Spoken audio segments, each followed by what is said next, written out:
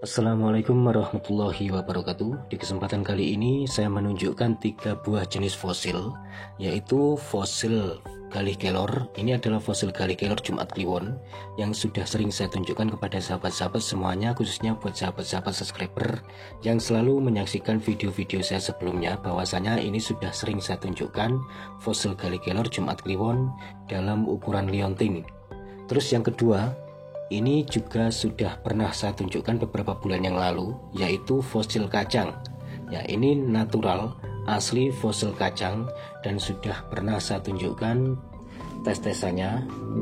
Mungkin dari sahabat-sahabat yang dulu pernah menyaksikan sudah tahu sendiri ya videonya. Ini adalah fosil kacang yang asli kacang tanah atau biasa disebut dengan kacang kulit, yang usianya sudah mencapai ratusan atau mungkin bahkan ribuan tahun, terpendam tanah hingga membatu atau memfosil. Ini sudah suaranya batu ya, tek tek tek tek tek gitu. Nah, ini asli dari fosil kacang atau kacang yang sudah membatu. Yang satu, hanya saja di bagian sini ini kulitnya agak rusak. Terus ini juga kulitnya agak rusak, sehingga kelihatan isinya kacangnya secara alami memang begini. Nah, jelas sekali. Terus yang ketiga ini, sampai sekarang pun saya sendiri juga belum bisa memastikan ini jenis fosil kayu apa. Yang jelas energi secara alami ini juga sudah aktif secara alami, dan anehnya energinya ini hampir sama dengan fosil Galih Kelor.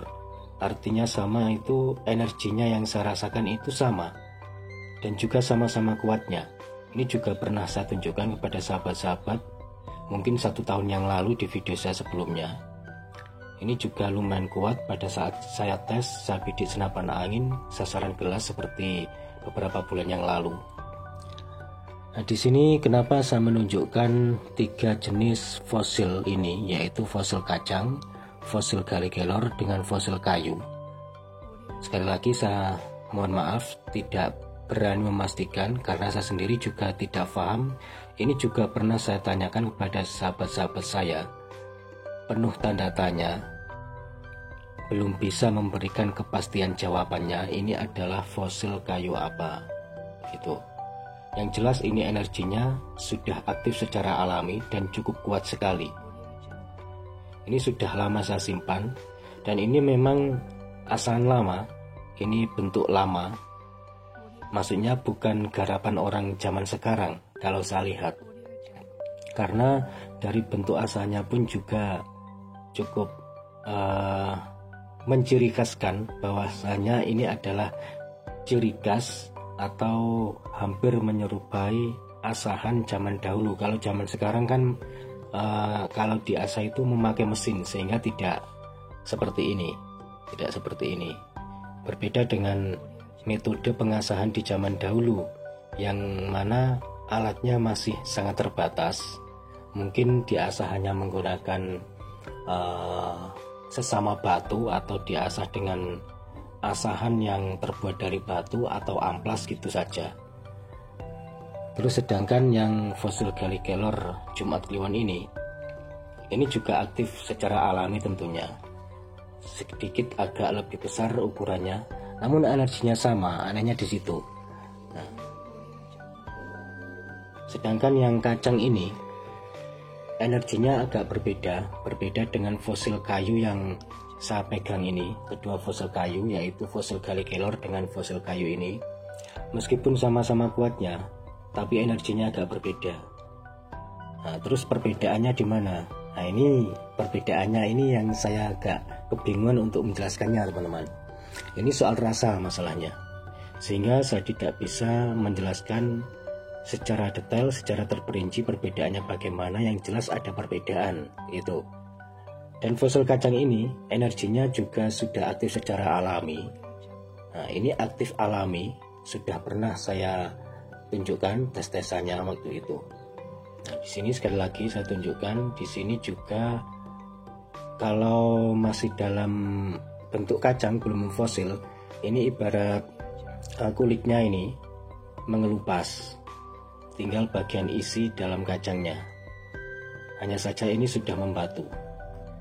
Saya perjelaskan ya. Nah, ini.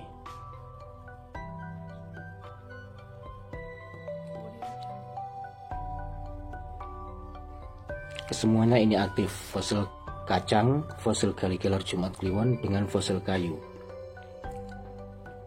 Mungkin dari sahabat-sahabat yang baru menyaksikan atau yang baru mengetahui channel saya, mungkin jika penasaran ingin melihat fosil ini, fosil kayu ini, atau fosil kacang yang saya pegang ini, silakan dicari sendiri bahwasanya energi itu ada.